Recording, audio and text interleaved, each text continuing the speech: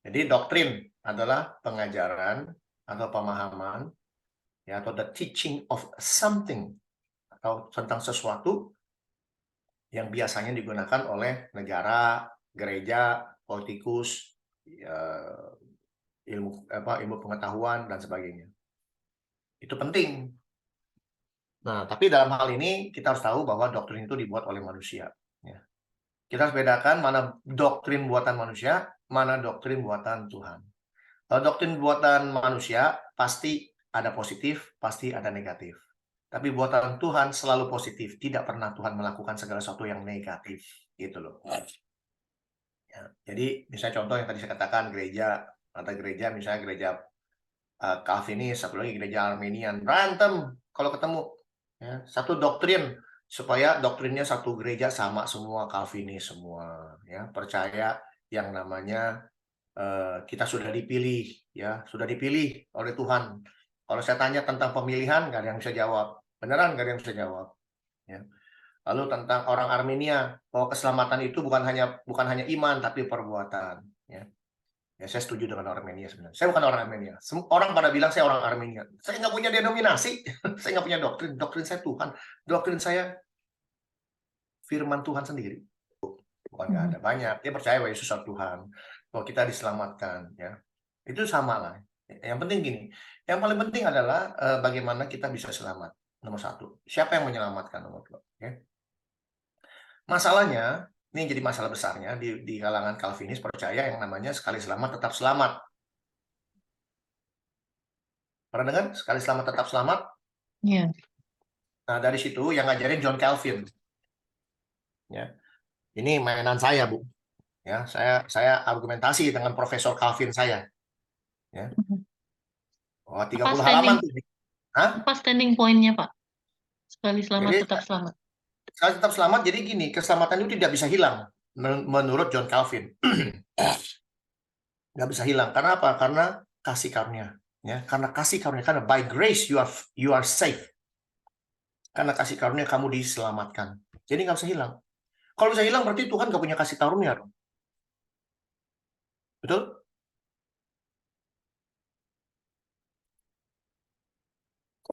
Jadi, orang sekali selamat tetap selamat. Ya. Tanpa dibaca selanjutnya bahwa keselamatan itu perlu pekerjaan. Mereka mengambil Paulus tapi nggak baca Paulus. Itu jadi masalah buat saya.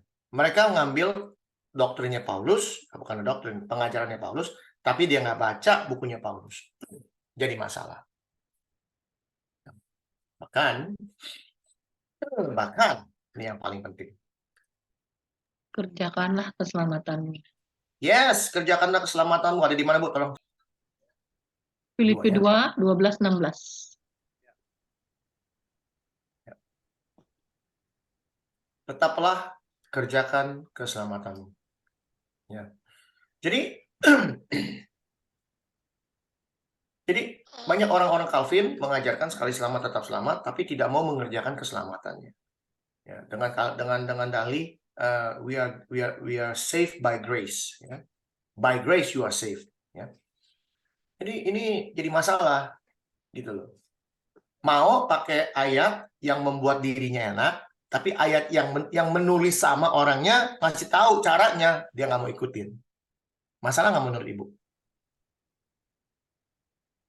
Yang nulis Paulus ngajarin you are saved by grace, kamu diselamatkan oleh karena kasih karunia. Oleh karena itu yang namanya keselamatan tidak bisa hilang. Tapi orang yang sama ngajarin kamu harus mengerjakan keselamatanmu, dia nggak mau ikutin. Masalah nggak? Iya. Masalah. Itu masalah besar sekali.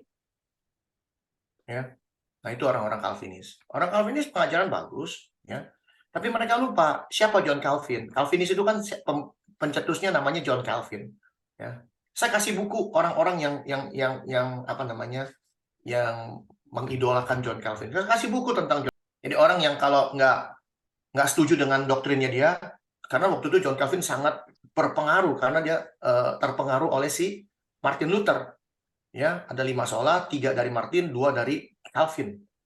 Jadi ini pengaruh banget di dunia kekristenan. Nah, sekarang orang-orang Kristen yang benar-benar fanatik, ketemu orang Kristen yang tidak sejalur dengan Calvin, habis. Selesai. Ya, jadi itu sejarah. Jadi bukan berarti pengajaran Calvin nggak benar, ada yang bagus, tapi bahayanya dia ngajarin sesuatu yang sampai sekarang disebut hyper grace. Ya, disebut hyper grace. Itu dimulai dari sekali selamat tetap selamat, dan itu menjadi doktrin yang sangat terkenal dan sangat dikagumi oleh orang. Karena apa? Enak hidupnya. Udah selamat, udah terserah mau ngapain aja bebas. Nggak bisa. Nggak bisa begitu. Karena apa? Karena tadi yang kita baca di Filipi, kita disuruh mengerjakan keselamatan kita. Hai saudara-saudara yang kekasih, kamu senantiasa taat, karena itu tetaplah kerjakan keselamatanmu. Caranya, ini kasih tahu caranya. Dengan takut dan gentar. Bukan saja seperti waktu aku masih hadir, tapi terlebih pula sekarang waktu aku tidak hadir. Karena apa? Karena Allah lah yang mengerjakan di dalam kamu, baik kemauan maupun pekerjaan menurut kerelaannya. Lakukanlah. Ini kalimat lakukannya doing. Kerjakan. Kerjakanlah segala sesuatu dengan tidak bersungut-sungut dan berbantah-bantahan, supaya kamu tiada beraib dan tiada bernoda, sebagai anak-anak Allah yang tidak bercela di tengah-tengah angkatan yang bengkok hatinya dan yang sesat ini. Sehingga kamu bercahaya di antara mereka seperti bintang di dunia, sambil berpegang kepada firman kehidupan, agar aku dapat bermegah pada hari Kristus, bahwa aku tidak percuma berlomba dan tidak percuma bersusah. Artinya apa? Artinya, sekarang kayak saya ngajarin orang untuk membaca firman dengan benar dan baik. Supaya nanti pada hari Tuhan datang kedua kali ditanya, Hendrik, apa yang sudah kamu lakukan? Ini loh Ibu Ayu, ini loh Pak Hong, ini loh Pak Samuel, ini loh, ini. Mereka belajar dengan baik. Nggak sia-sia, mereka mau kerjakan semua. Walaupun tidak ada saya, tapi ilmu yang sudah saya berikan, ada. Dan kamu kasih tahu caranya, kasih tahu. Sama seperti Paulus ngasih tahu, nih, lihat. Ya. Supaya kamu tidak beraib dan tidak bernoda. Sama, ini orang Calvin nih. Ini orang Calvin nih. Ngajarin gini nih, ngajarin orang Calvin. Lihat, ini orang Calvin. Saya nggak menghina orang Calvin, tapi orang Calvin harus mikir. Kalau mau jadi orang Kristen harus mikir, jangan sembarangan. Yang sudah kita sering ajarin. Ya. Lihat, sebab di dalam Dia, Allah telah memilih kita sebelum dunia dijadikan. Kita sudah dipilih. Ini orang-orang Calvin. Calvinis percaya kita orang pilihan. Saya setuju dengan orang pilihan, nggak masalah. Gitu. Sebab kita sudah dipilih katanya sebelum dunia dijadikan. Artinya sebelum kita jadi, kita sudah dipilih. Oke, saya setuju dulu. Pertanyaannya, ada syaratnya untuk dipilih? Orang Calvin kalau ngomong paling pintar. Kita sudah dipilih, katanya. Tapi saya tanya, ada syaratnya nggak untuk dipilih? Apa Tuhan main pilih-pilih semua mau dia? Pasti pakai syarat dong milih. Kenapa? Tertulis di dalam firman Tuhan di Efesus 1:4 ini. Supaya artinya syarat. Untuk bisa kenyang, syaratnya apa? Supaya bisa kenyang, syaratnya apa? Makan. Betul? Supaya bisa dipilih, syaratnya apa? Nih, kudus tak bercacat. Tuh. Efesus yang nulis, Paulus. Sekali selamat, tetap selamat. Dipilih lagi sebelumnya. Tapi nggak mau baca yang ini. Sama Filipi yang tulis Paulus. Supaya kamu tidak beraib atau tidak bercacat dan tidak bernoda. Sebagai anak Allah.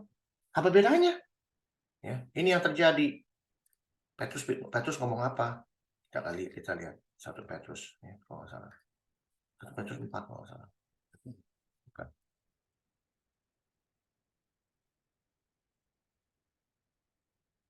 Mana ya?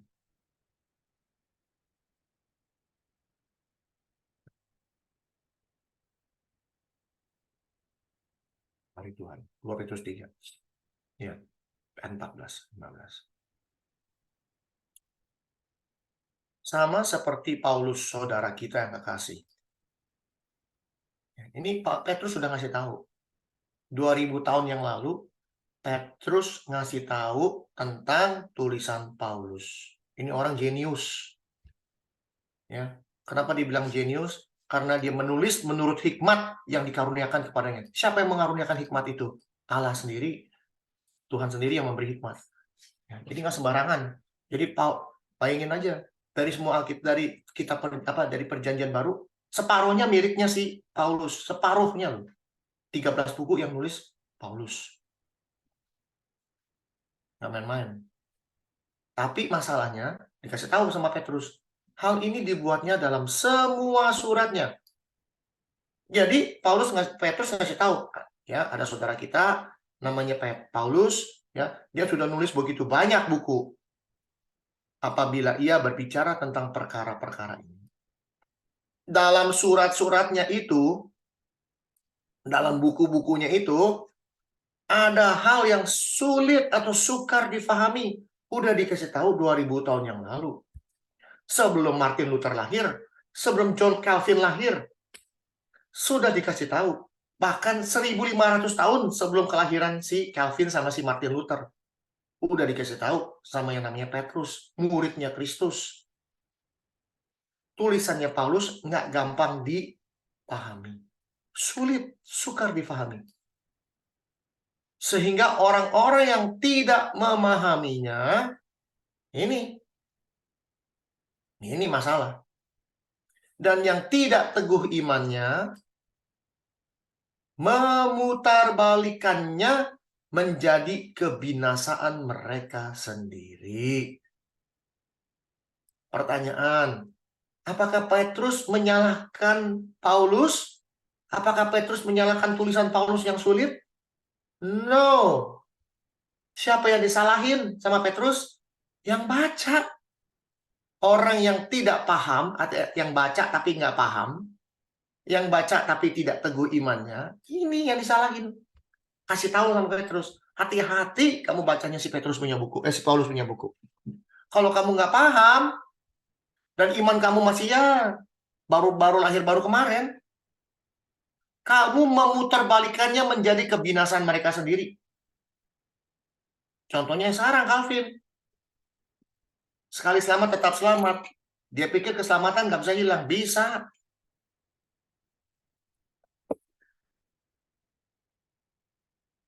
Paulus juga bilang bisa. Kenapa? Disuruh kerjakan keselamatanmu. Kalau lu nggak kerjaan, hilang keselamatan.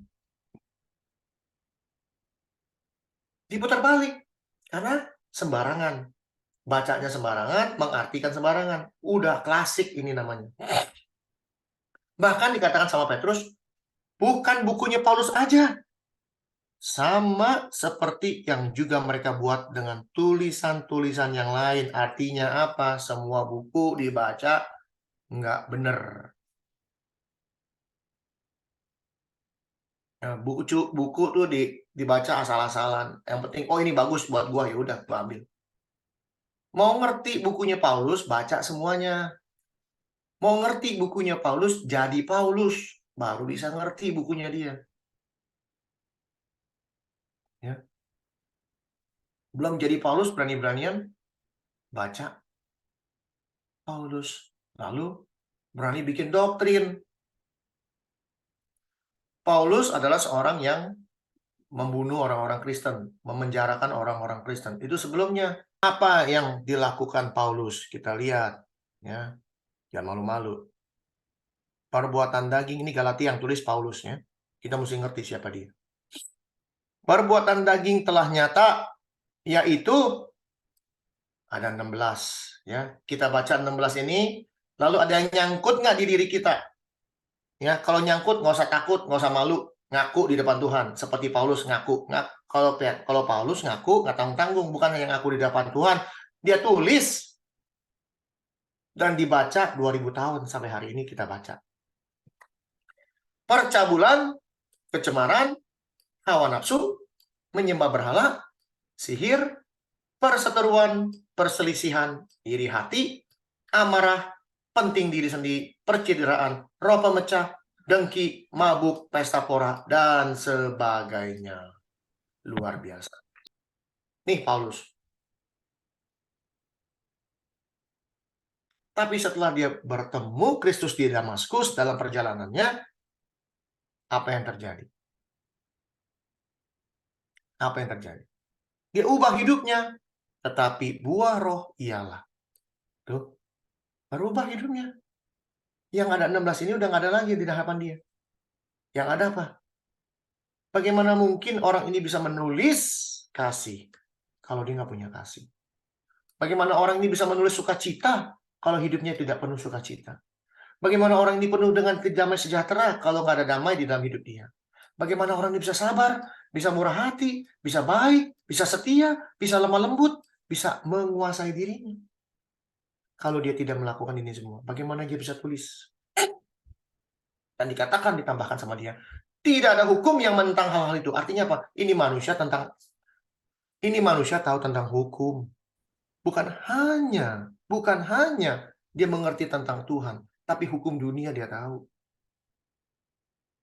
Tidak ada satu hukum pun yang bisa menentang orang berbuat kasih, berbuat damai, berbuat baik, murah hati, sukacita, ya, kemurahan, kelemah lembutan, penguasaan. Nggak ada hukum yang bisa menentang itu semua. Ditambahin. Artinya Kristus berubah hidupnya. Lalu dengan Calvin, apa yang terjadi dengan Calvin? Tahu.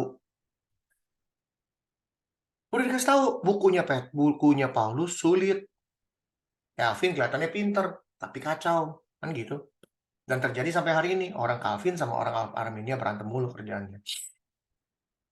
Dan orang Calvin bisa berantem sama orang-orang dengan denominasi lain. Misalnya dengan apa itu, Battle lah, Pentekostal lah, Baptis, macam-macam. Kenapa? Karena pemahamannya itu rada lucu, rada aneh. Saya sudah dipilih sama Tuhan. Kamu nggak dipilih, saya dipilih. Lalu saya tanya, syarat dipilih apa? Firman Tuhan jelas mengatakan syarat dipilih itu apa? Hidupnya kudus, tak bercacat celah. Pertanyaannya, apa kamu sudah kudus dan tak bercacat celah hidupnya?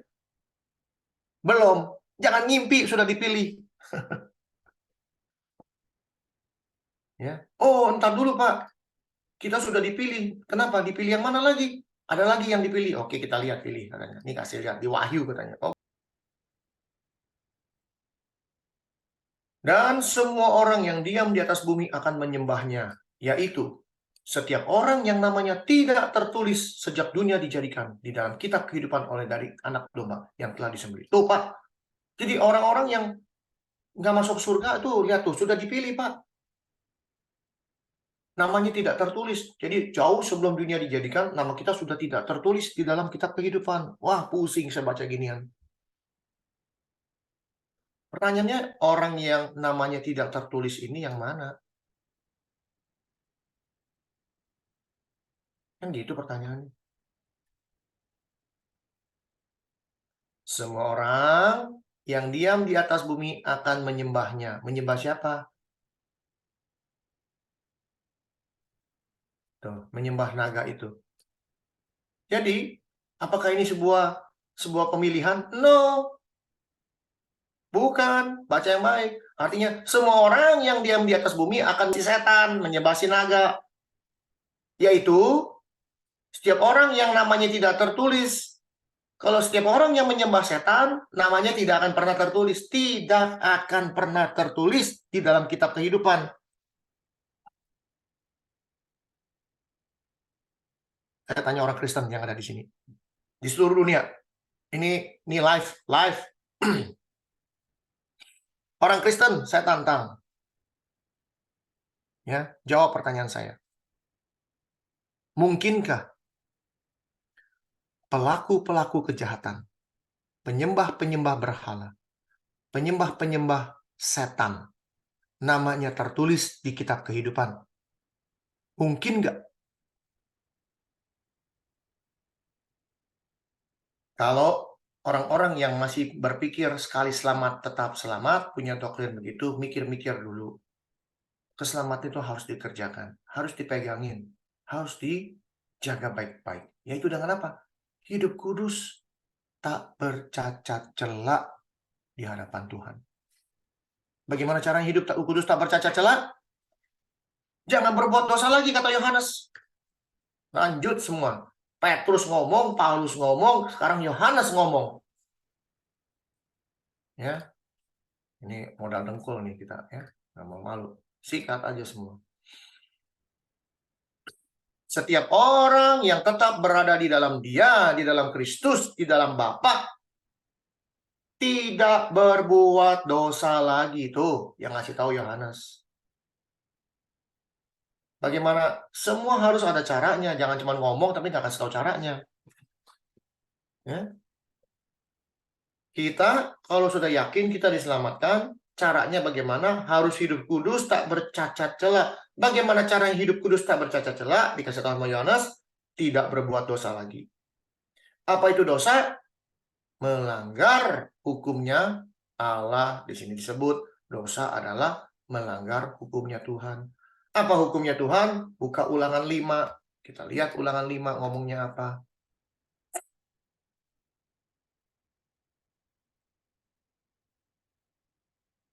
10 firman. Ini hukumnya Tuhan, cuma 10, nggak banyak-banyak. Ada orang kekeh bilang hukum Taurat ada 613. Aduh, ampun dah saya mah kadang-kadang. Bedain hukum Taurat sama hukum Talmud. Hukum Taurat yang buat Tuhan, Talmud yang buat Musa. Itu pun dikasih tahu sama Kristus. Ada di mana ayatnya? Kasih tahu deh biar gampang. Nih, Matius 7. Matius Markus. Matius 7 kasih. Markus berarti. Markus 7. Ayat 7, lihat. Disebut apa di atasnya? Perintah Allah dan perintah Yahudi. Tuh, ada di istiadat. Disebut ini, judulnya aja. Orang nggak pernah mau baca, judulnya aja nggak pernah mau baca. Perintah Allah dan perintah manusia. Ini judulnya. Perintah Allah dan Talmud. Ini, hafalin Markus 7. Jangan sampai hilang. Lihat, apa kata Yesus? Percuma mereka beribadah kepadaku. Sedangkan ajaran, doktrin yang mereka ajarkan ialah perintah manusia. Yang ngomong Yesus yang ngomong. Tuh, jawabnya nyanyi Yesus nih, lagi ngomong sama Yesus, orang Farisi ahli Taurat. Mengapa murid-muridmu tidak hidup menurut adat istiadat nenek moyang kita, makan dengan tangan najis? Benarlah, kata Yesus, benarlah nubuat Yesaya tentang kamu, hai orang munafik. Sebab ada tertulis, bangsa ini memuliakan aku dengan bibirnya saja, padahal hatinya jauh daripadaku. Tuh. Percuma mereka beribadah kepadaku, sedangkan ajaran yang mereka ajarkan adalah perintah manusia. Perintah Allah tuh dipisahin. Mana perintah manusia, mana perintah Allah, dipisahin sama Yesus. Kamu abaikan untuk berpegang pada adat istiadat manusia alias perintah manusia.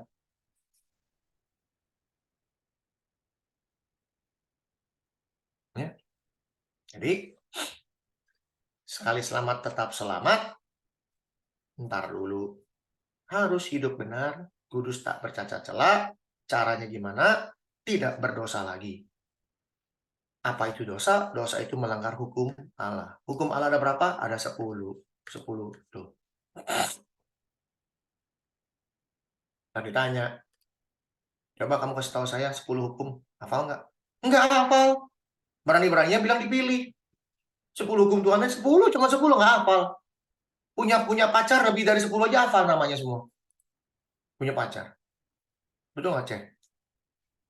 Ada nggak orang punya pacar lebih dari 10? Banyak ya. Ada, Hendrik, ada banyak. Nah itu. Ini 10 hukum Tuhan dia nggak hafal. Berani-berani ngomong 613. Ya 10 aja nggak hafal, berani-berani ngomong 613. Gitu.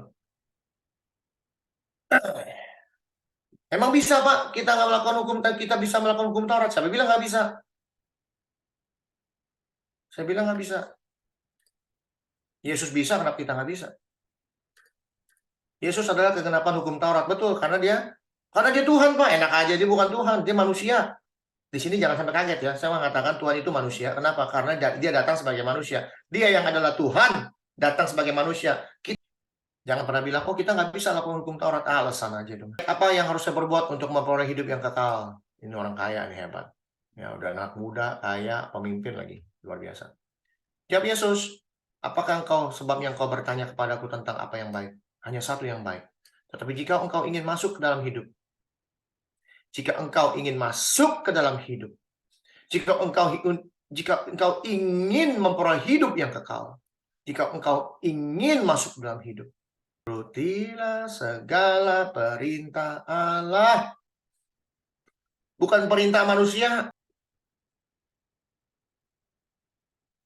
Kata orang itu kepadanya, perintah yang mana?